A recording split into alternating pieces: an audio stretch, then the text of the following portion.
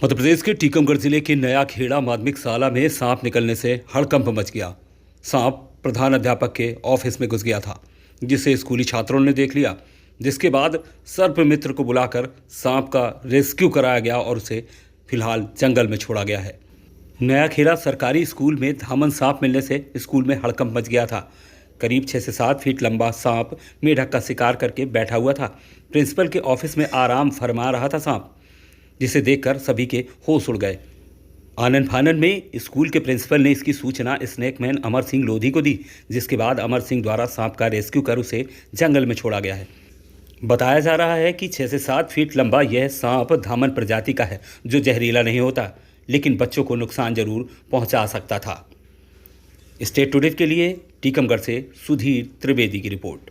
दोस्तों, मुझे फ़ोन के द्वारा सूचना दी गई थी, भाई रविंद्र हरवार जी के द्वारा सूचना दी गई थी, तो मैंने मौके पर पहुंच करके सांप को रेस्क्यू किया। वहां पर जो सांप था वो रेड स्नेक धामन सांप था, जो बिना जहर का होता है, उसमें 1% जहर नहीं होता है। तो लोग बाग क्या है 95 डरने की वजह से, अटैक की वजह से ख़त्म हो जाते हैं और इन वन्य जीवन प्राणियों को बेवजह मार देते हैं। बल्कि इन सांपों से इंसानों को कोई नुकसान नहीं है। ये बिल्कुल बिना जहर का सांप है। और अगर आपको डर लगता है और कहीं दिखता है तो आप फॉरेस्ट विभाग या सर्प मित्र को सूचना दें, वो आराम से सुरक्षित तरीके से उसको रेस्क्यू कर लेंगे और फॉरेस्ट एरिया में उसको रिलीज कर देंगे। ये सांप कहाँ मिला है अभी? ये प्रिंसिपल जी के रूम में मिला था। ये रेड स्नेक धामन सांप है, जिसको धमना बोलते हैं। इसके बारे में काफ़ी भ्रांतियाँ हैं कि ये पूंछ से काटता है, लेकिन दोस्तों इसकी पूंछ में ऐसा कोई कांटा नहीं होता, कुछ भी नहीं होता। ये भ्रांतियाँ हैं, सिर्फ लोग गलत संदेश देते हैं। जब उसके मुँह के काटने से कुछ नहीं होता। उसने मेरे पैर में काट लिया, मैंने आपको दिखाया है, लेकिन कुछ नहीं होता इसके काटने से।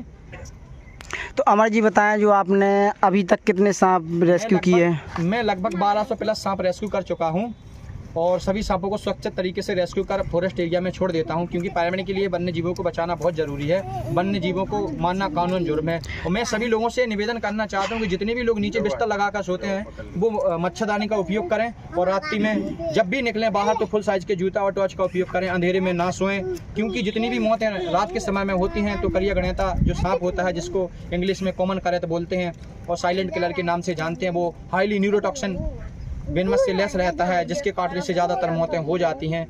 तो सीधा हमारा ये उद्देश्य है कि जब भी सांप बाइट करता है तो आप सीधे डिस्ट्रिक्ट हॉस्पिटल जाएं। 1 घंटा आपका, फिर सांप का अगर 1 घंटा लेट हो गया तो बचना मुश्किल है। अमर जी बताएं, जो जैसे कहीं ग्रामीण क्षेत्रों में कहीं सांप मिला किसी को, तो कहाँ से आपकी जानकारी मिले, कहाँ संपर्क?